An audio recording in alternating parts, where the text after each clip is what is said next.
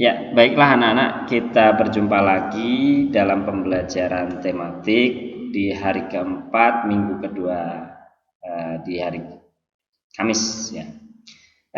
Pada pembelajaran kali ini, Mister, kita akan membahas yaitu tentang penerapan sila kedua dalam kehidupan sehari-hari. Nah, seperti yang kalian ketahui bahwasanya Pancasila adalah dasar negara bagi bangsa Indonesia. Dasar negara tersebut menjadi landasan segala kegiatan bangsa Indonesia ya, itu ada di dalam nilai-nilainya di dalam Pancasila. Nah, khususnya dalam sila kedua ini ada penerapan sila kedua dalam kehidupan sehari-hari. Nah, bagaimanakah penerapan sila kedua Pancasila? Nah, sebelum kita masuk ke penerapannya, kita harus tahu dulu ya. Bunyi dari sila kedua itu adalah kemanusiaan yang adil dan beradab. Itu adalah bunyi sila yang kedua. Yang memiliki makna adalah kita sebagai bangsa Indonesia harus saling menghargai satu sama yang lain. Di keduanya ada bahasa adil. Manusia yang adil dan beradab maksudnya adalah kita sebagai manusia merupakan makhluk ciptaan Tuhan yang memiliki derajat yang paling tinggi di antara makhluk-makhluk yang lain. Di samping itu juga adanya perwujudan dari sikap adil, mewujudkan melalui sikap yang adil dan beradab, itu menghargai, menghormati dan mencintai satu sama lain. Berikutnya kata adil dalam sila kedua ini dimaksud juga adalah kita harus melakukan sesuatu tanpa melihat latar belakang seseorang. Harus sesuai ya, adil, diperlakukan dengan hal yang sama. Berikutnya kita masuk.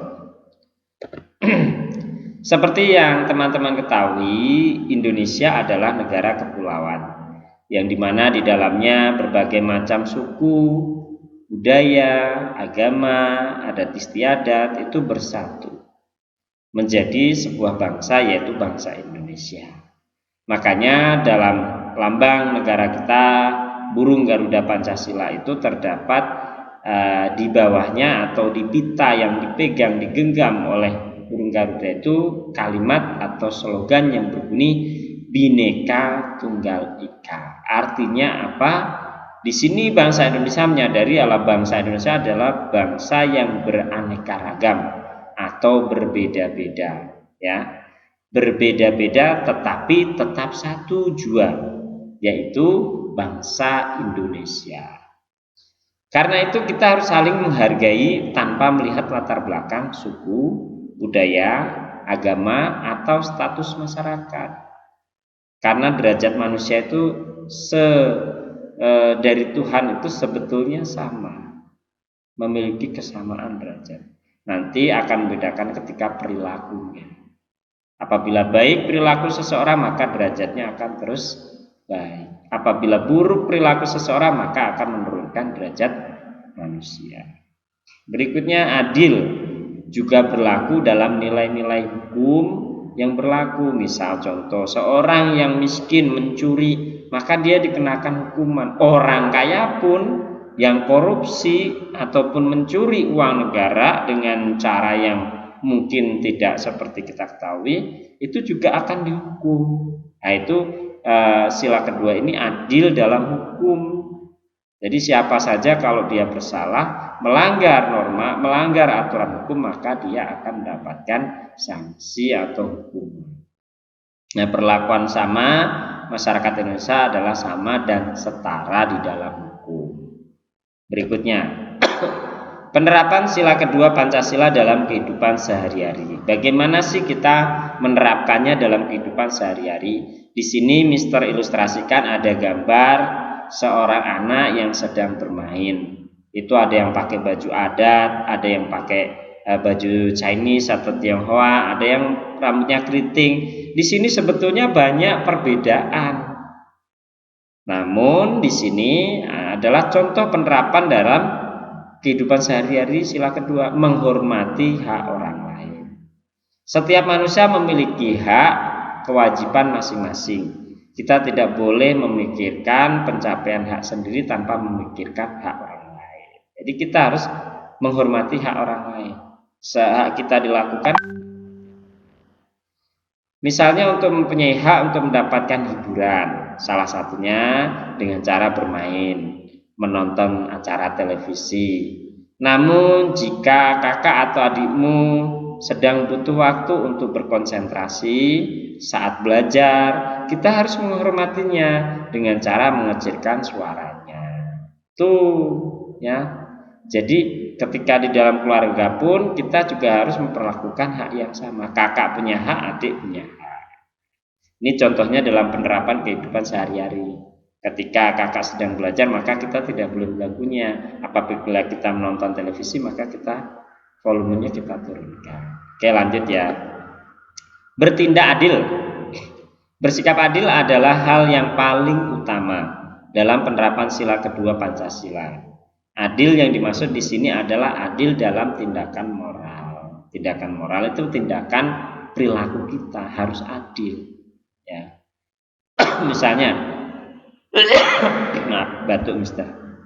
Misalnya saat menyelesaikan suatu masalah, kita harus melihat pada kebenaran, bukan melihat latar belakang suku, ras, agama, dan lain-lain. Kita patokannya adalah sesuatu yang benar. Kalaupun salah ya dikatakan salah, kalaupun benar dikatakan benar. Tidak melihat lagi siapa orang yang mengucapkan dari suku apa, dari ras apa, dari agama apa. Tapi kebenaranlah yang menjadi patokan. Itu namanya adil. Oke, selanjutnya. Selalu bersikap sopan dan santun. Sikap sopan santun tak hanya ditujukan untuk orang yang lebih tua dari kita, tetapi ditujukan untuk semua orang. Jadi kalau mau sopan santun, gak hanya sama mister, sama misnya, sama teman kamu, sama kakak kamu, sama orang lain yang ada di sekitarmu, ya tetap harus sopan santun. Itu nanti kalau kita pengen dihargai orang lain, perilaku kita sopan santun pasti akan dihargai. Sama juga nanti ketika kita bersopan santun terhadap orang lain pun akan bersikap sopan dan santun kepada kita. Bahkan untuk orang lain yang tidak kenal sekalipun, kita tetap harus bersikap sopan dan santun. Nah, ada orang yang tidak kenal saja harus menjaga sopan santun, apalagi dengan keluarga dan orang-orang yang kita kenal atau orang-orang dekat kita. Selanjutnya, saling menghargai pendapat. Di sini diilustrasikan gambar Indonesia berbagai macam perbedaan. Terkadang kita ingin dihargai oleh orang lain. Jika ingin dihargai, maka kita juga harus menghargai orang lain. Hal ini juga berlaku saat kita saling bertukar pendapat. Tidak boleh memaksakan keinginan kita kepada orang lain. Melakukan apa yang kita lakukan, memaksakan apa yang kita lakukan kepada orang lain tidak boleh. Itu perbuatan yang tidak baik. Jadi kita harus mendengarkan usulan, pendapat, masukan dari teman lain, ya, baru kemudian kita diskusikan secara bersama.